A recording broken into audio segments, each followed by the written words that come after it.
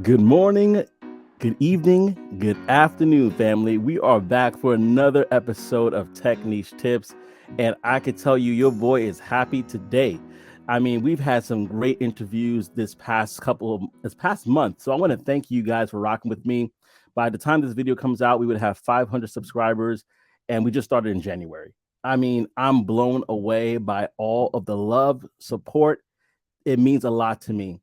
If you happen to be one of those viewers that have liked and commented but have not subscribed yet, I want to encourage you to subscribe because you're going to miss out on some amazing gems that we have here. And speaking of gems, y'all know her on LinkedIn as a recruiter cousin. Y'all know her for being outspoken about us doing better and landing these jobs the right way. I am pleased to bring to the stage today none other than Shanae. Oh my goodness. Shanae, I'm so glad to have you. Welcome to the table, sis. Thank you for having me. I appreciate you. I said welcome to the table like I'm Anthony O'Neill. I take that back. Welcome to the stage. I mean, he's my mentor from afar. So if you've seen this Anthony, hey, I love Anthony O'Neill. He's great. hey, oh man, he's the reason why I got into tech. So this is gonna He's be great. amazing. But you know what? There's some people that have not been here. So I have to introduce them to the whole concept of this. It's the Yeah. boots to the brain. So the boots is symbolic of the journey one takes to get to where Shanae is. And the mindset is symbolic of the mindset, or the brain is symbolic of the mindset. Someone needs to be not only where Shanae is right now, but to scale from there. I'm so Mhm. happy to bring Shanae, and we're going to dive into this. We're going to peel back the onion because there's so much to Shanae's story. And like I always say, let's start from the very beginning because it's a very There's a lot. good place to start. There's a lot, right? Let's talk There's about so whatever you feel comfortable talking about from the beginning. Yeah. So first, I originally was not going to be a recruiter. So initially, I wanted to be an attorney, and I wanted to be either a criminal prosecutor or a criminal defense attorney, and then I wanted some experience in civil law as well as juvenile justice. So I wanted kind of a variety of different types of law to practice, and so I did not pass the bar after taking the North Carolina bar 3 different times. I did not pass. And by the time I signed up for the fourth time, I asked myself if I really wanted to be an attorney. And I realized I literally said, Shanae, do you want to be an attorney, or is it is you graduating law school, is that enough for you? Because I didn't believe I was smart enough to go to law school, let alone graduate. So is that enough? And I realized that the latter part was actually enough. So I withdrew from taking the bar the fourth time. I did not want to practice law. I did not feel like I was missing anything. And I wanted to use my law degree to pivot into something different. I didn't even know what that pivot was, though. I didn't even call it a pivot. I was just like, what can I do with my law degree that they didn't really teach us in law school? We're taught to take and pass the bar. We're not taught to go pivot and do something different. And so I was like, well, what can I do that will possibly be beneficial? And I may not, I don't want to feel like my law degree has gone in vain. So I went through a series of, like everybody does, giving their resume to everyone who will look at it and asking for feedback. And I got so much great feedback from people who were not recruiters or who were not in HR. And so when I finally got to my now mentor, she kind of literally like, all right, we need to rewrite your resume. Before I even get to that, right when I was being a candidate in the knee deep of job searching, I stumbled upon what in the legal field we call doc review. And so doc review is pretty much a series of projects that you can get on if you graduated law school, or sometimes they have projects where if you graduated with a college degree. And so you just pretty much going through documents all day long. And it was easy money, but it got to a point where I was just like, this ain't doing it for me. Like I'm not a sit at the desk type of person. I gotta do something else. And so I had lost both of my contracts that I was working. I had lost both contracts within 5 days of each other, like 3 weeks before I was getting married. So I went into my wedding day unemployed, not really knowing what I was going to do. From there, I went into full-time motivational speaking, driving Lyft, and still trying to find more work. So I was literally like, I'm a published author. I wrote three books of poetry. And so I was doing poetry and selling my books to pay my car payment and driving Lyft. And so I came upon this opportunity. My husband asked me, he said, "Have you ever heard of Duke Temporary Service?" And I said, "No." And so he pretty much like, "I'm gonna give your resume to somebody that I know." So he gave my resume to someone who gave my resume to a temp recruiter who called me like the day before he was about to leave.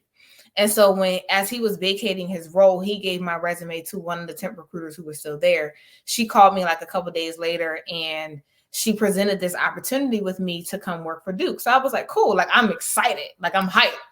And so I get there and I realize, oh snap, I'm a secretary.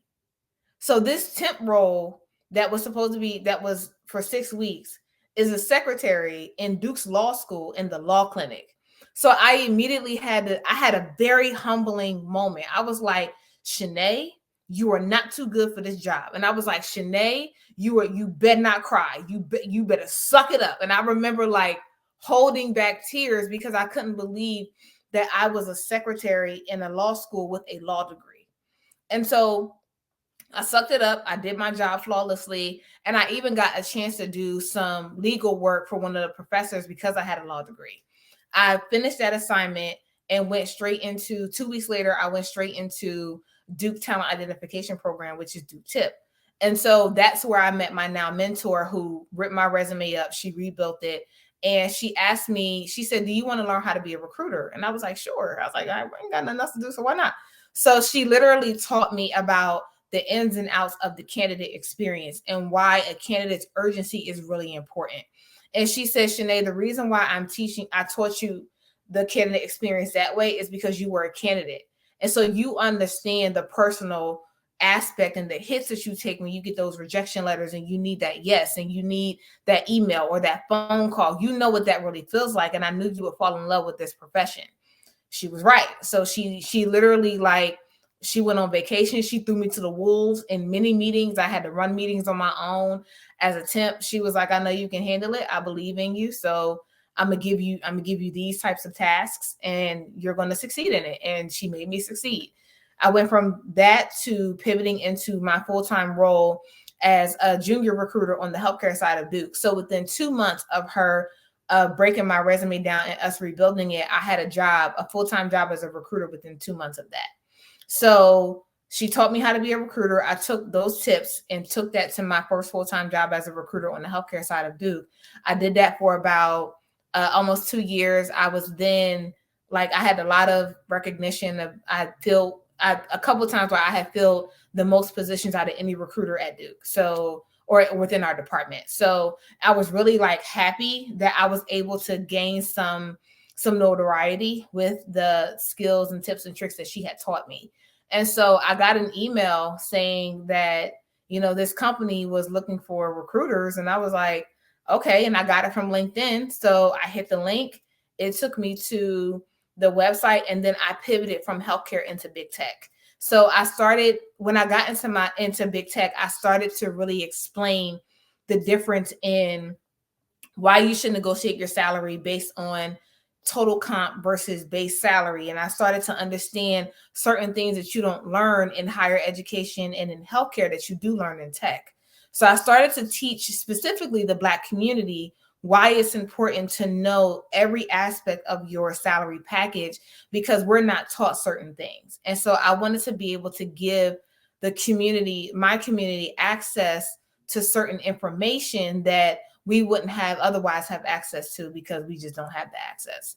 So I give a lot of people tips and tricks and spend a lot of my personal time in speaking into people to get them to, number one, know their worth and know their purpose, and then build off of that. And I'm on the edge of my seat here, y'all. I'm literally writing down notes. I'm at the edge of my seat. I think I slobbered on myself a little bit. Forgive me, y'all. But I was like, whoa, this is amazing. You are providing knowledge and value to people because you have experienced it yourself. You have been in that place where you may be like, oh man, like I'm literally just got my law degree and I'm a secretary in a law school. Man, Mm-hmm. if you may be listening to this conversation and you may be saying to yourself, listen, I'm not where my degree or where they say I would be or where I thought I may be, but you are on the way. So I want to Yeah. encourage you right now to not give up hope, because if you look at Shanae's story, she did not give up hope. She was able to connect herself with the right people that championed her Mm-hmm. to be, oh Lord, that Yeah. Come championed on, God. her. I'm feeling something that championed her to be where she is today. So you need to Yeah. get, oh Lord, I'm running that a And people don't mentorship. understand. People don't Come on, understand. Like sis. I was literally a candidate. I graduated from North Carolina Central University School of Law from on January in December of 2015. Mm. I did not get my full-time job as a salaried employee until January of 2020. Wait, say that again. I gotta write that down. So December of 2015 is when I graduated from Mm. law school. Yes, I did not get my first full-time role until January of 2020. that's almost, So that's 4. So it literally 4 years. yeah. So because that January 1 of that following year after I graduated was 2016. So it literally took me 4 years to get my first full-time role. So I went from studying for the bar to having a temp role with North Carolina, with the state of North Carolina, to moving back home to New Jersey and working under my aunt as a behavioral specialist that had nothing to do with my law degree.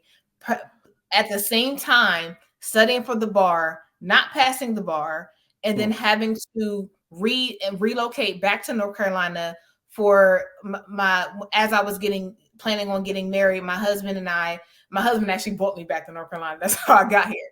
And then planning a wedding, having two contract roles at the same time, both of those falling through, still having another like year and a half of contract roles until I got my first full-time role. And what was God about that was I literally, mind you, working in I was a Lyft driver. So at one day I was a Lyft driver, went straight to my temp role, was selling books while I was at my temp role, and I went and worked at Aldo for a day. And I realized I am entirely exhausted. I have 4 jobs. I was like, I'm exhausted. And so I learned, like, that was when my trust and God really had me like on the edge of my seat a lot of the time, because I was just like, Mm.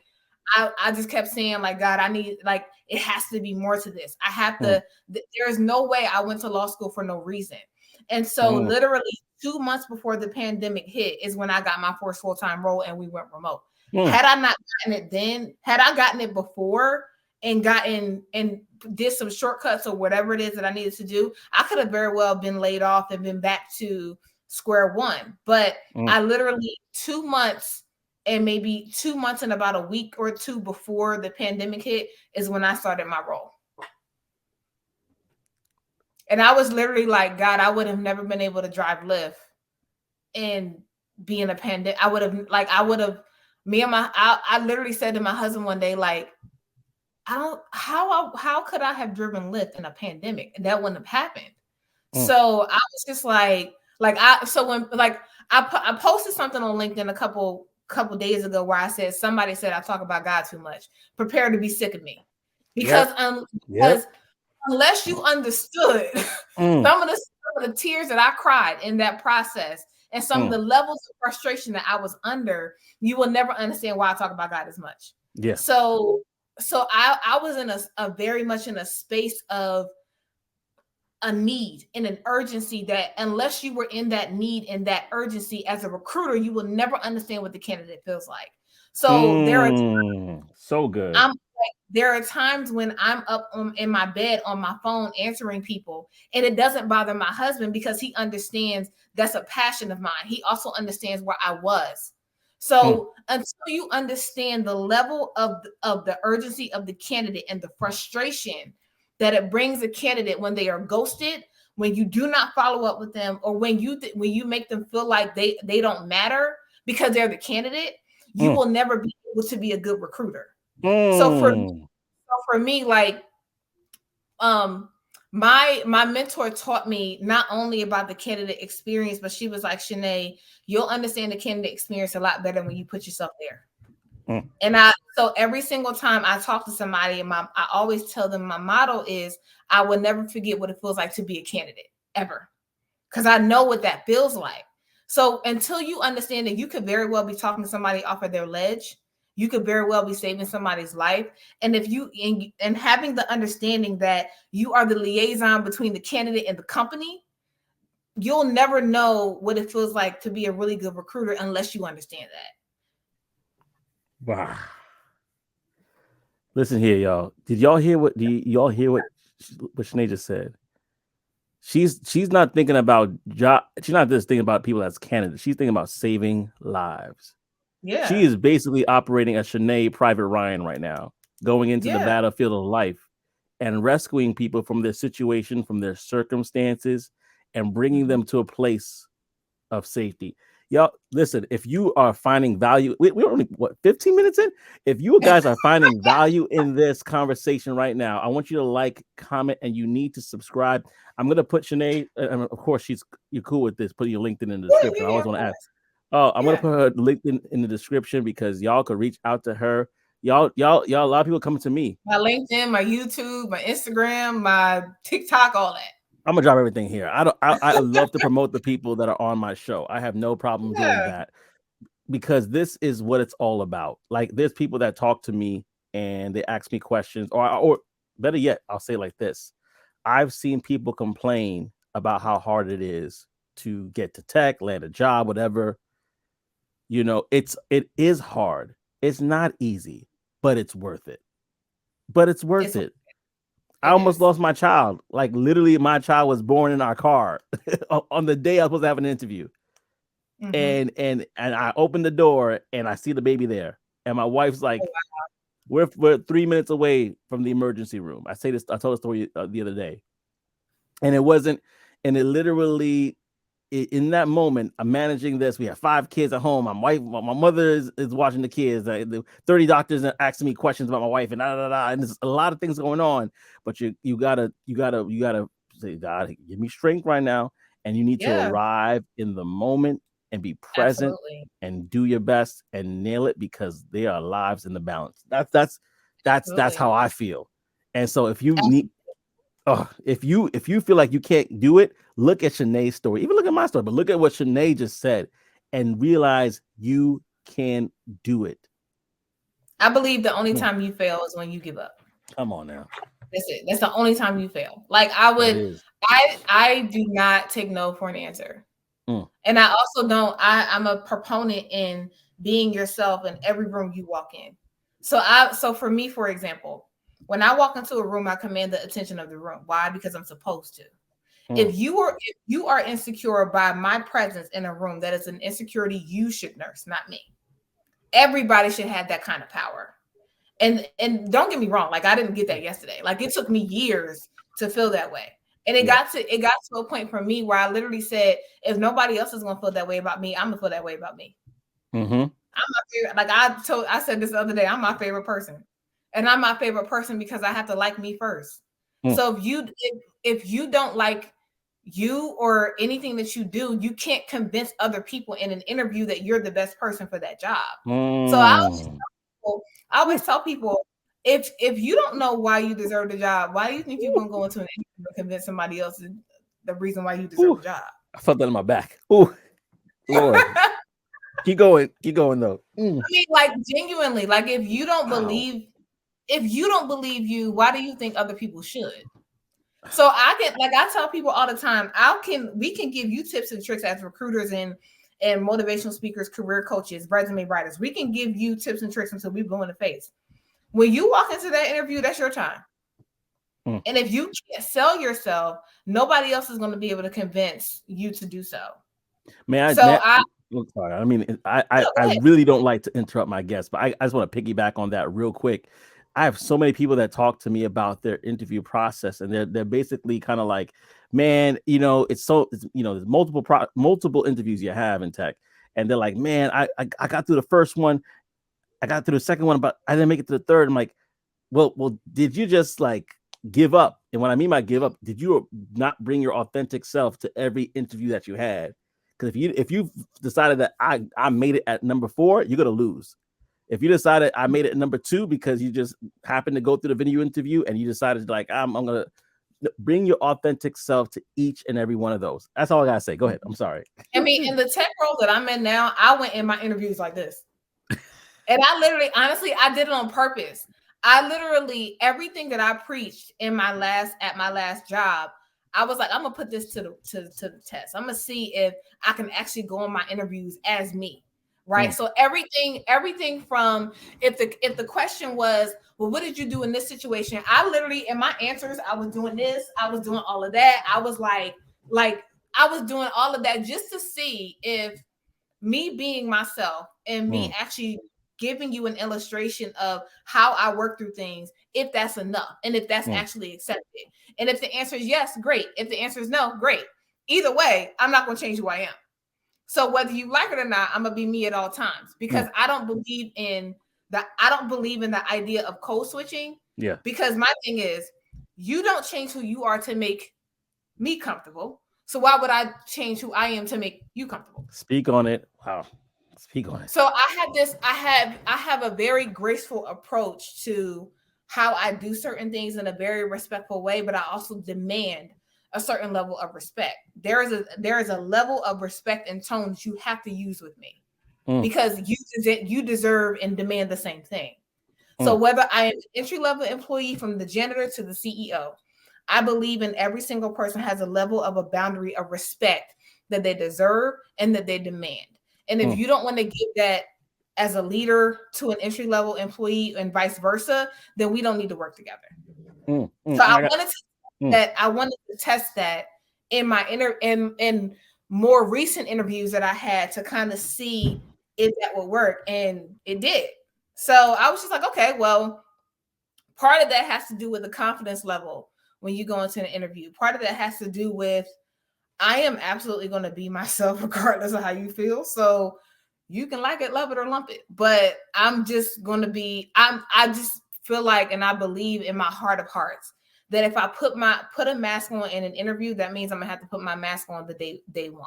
And every single time I talk to you. And I'm not doing that. It's too exhausting. It is exhausting. It is exhausting. And if I could speak about something, because it's something that I actually spoke about in another interview, actually recently, Will Smith had an interview that I found very, very profound. It was the Breakfast Club. It was with Martin Lawrence. They were basically talking about Bad Boys 3 at the time. And he said something that was profound to me. He said, there's Will Smith and then there's a Fresh Prince. And sometimes the imposter syndrome could show itself in such a way that whatever worked for us in the past is the same thing we try to bring to the current day. So Fresh Prince was able to get him an appointment with Quincy Jones and get the show going. Fresh Prince opened up so many deals for him, whether it was in music or whatever the case may be. And now he's bringing Fresh Prince, the teenager, the kid, to Will Smith, the adult, and it's not working for him anymore. And people have noticed he was on being his authentic self. And he was like, man, like the door started, like conversation started changing, doors started closing. It was just different for him. And he's like, I had to learn how to become Will Smith. I had to learn how to become my authentic self in order for me to be able to grow from where I'm at. And so I want to talk about that for a second. I mean, I had stuff that I want to talk about, but listen, this right here is meat and potatoes. How do you, somebody looking at this and say, hey, listen, I had a code switch all my life because the struggle, whether it was subliminally taught to me by my parents that I need to be a certain way. That's how I've been. How do I find myself in the work? How do I find myself, period, let alone in tech?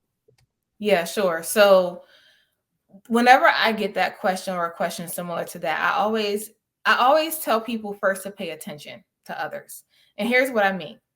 One of my aunts had a leadership role in higher education in the state of New Jersey for years. And I watched how she was treated by her leaders every day, whether I was working under her or whether she would just share something with me because I'm an unlicensed attorney. She would share like legally, she would want to know, so what does this sound like to you? And so, but I watched her do it with so much grace. I also watched her get in their behinds when she needed to. So I watched that quite a bit over the years. And I said to myself, it's not that she allowed it, because she absolutely didn't. But at times her back was against the wall. And I remember saying to myself, yeah, I'm not going to allow anyone to treat me like that from day one. And so I had put up a post when I was working under her. I put up a post about Black Lives Matter. And she called me into her office and she saw the post and she said, Shanae, you have to take this down. I said, why? And so she said, because I want you to climb the corporate ladder. And when you talk about something that's very controversial, I fear that it's going to hinder you from climbing the corporate ladder. She said, I'm already at the top. And I want you to be able to get up here too. So I feel like if you keep posting stuff like this, you may be viewed or seen as something. And I was like, okay, well, if that's the case, I'd rather stay at the bottom. And so I called in one of her colleagues who I said, well, let's get another opinion. So I called in one of her colleagues and we both told her the situation. And her colleague said, well, honestly, I agree with Shanae. And so she also then said, you have to look at the generation. The generation, her generation and on, is saying we're not putting up with that. That's not something that we're going to continue to deal with just because it's comfortable for you. So I said, with all due respect, I appreciate your opinion and I respect it. I said, but if I have to be anything other than myself to climb a ladder to be right in the eyes of a person, I was like, God already liked me. So, and I like me. So I don't need to approve. Yeah. I don't need that. So I literally was like, I just rather stay at the bottom. I'm not playing nobody's game to go to the top. Like, why would I? Like, no. I was like, I'm not doing that. And she totally respected it. And so, and it wasn't that she felt like she had to play a game. It was more or less of how she was treated and what she started to see. And she didn't want me to have to go through the same thing. And I told her, I said, I absolutely respect that. I said, but if I had to choose between me and a job or coming out of myself, I'm gonna choose me every time. So so with that, to the question about how do I switch over to being myself after operating in this space for so long, you have to pay attention, come out of yourself for a second, take a step back and look at how other people are treated. And then ask yourself, am I being belittled by being treated this way, or am I being empowered? And once you actually get really in tune with yourself, you will then start setting boundaries with people that you didn't think you would have to set boundaries with, starting with people in your personal life, going into your professional life. So wow. I made up in my mind, everybody with me has a boundary.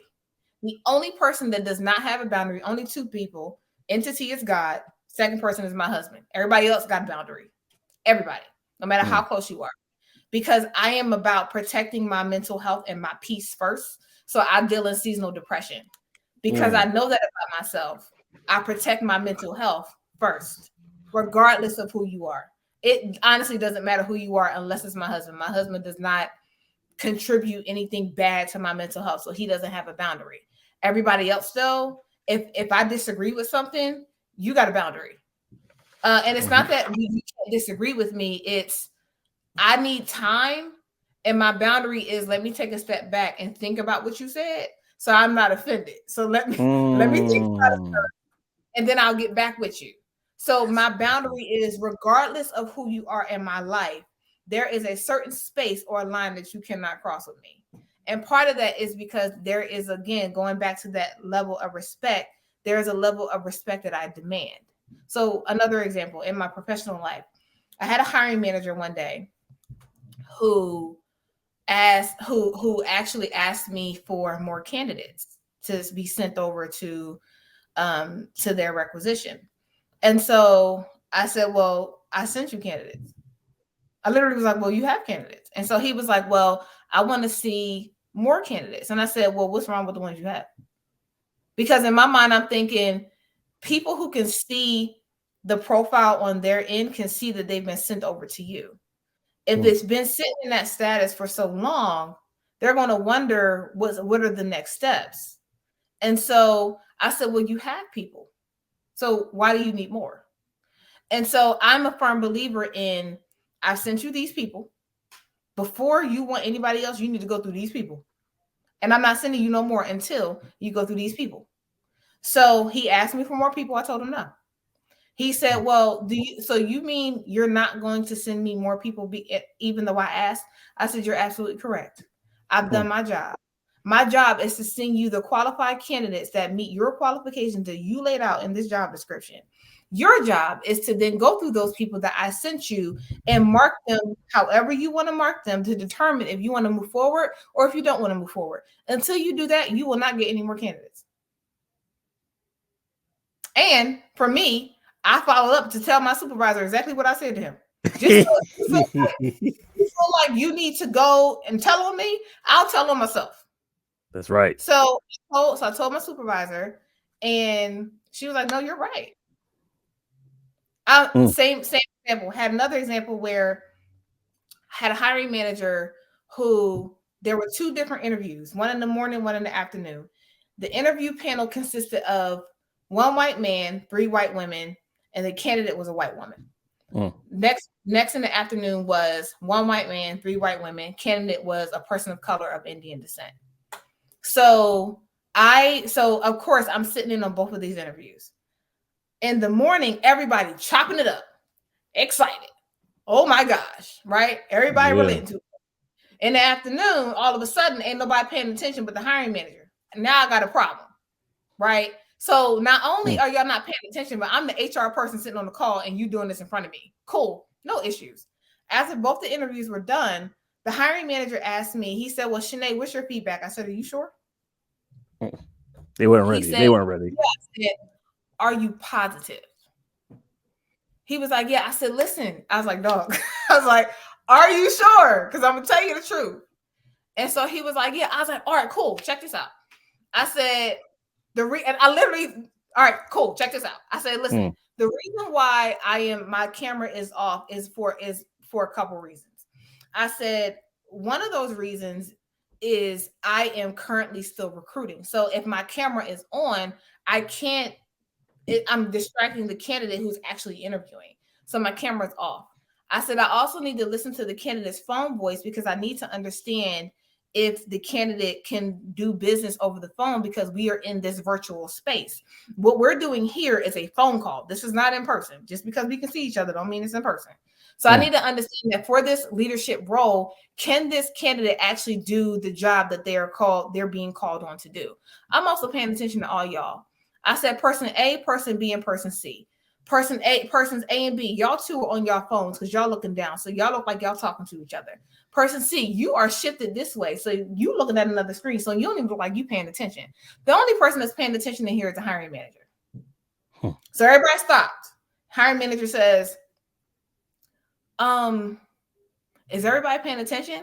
So one of the interviewers says, she's right. I actually was checking the weather on my phone and went like this.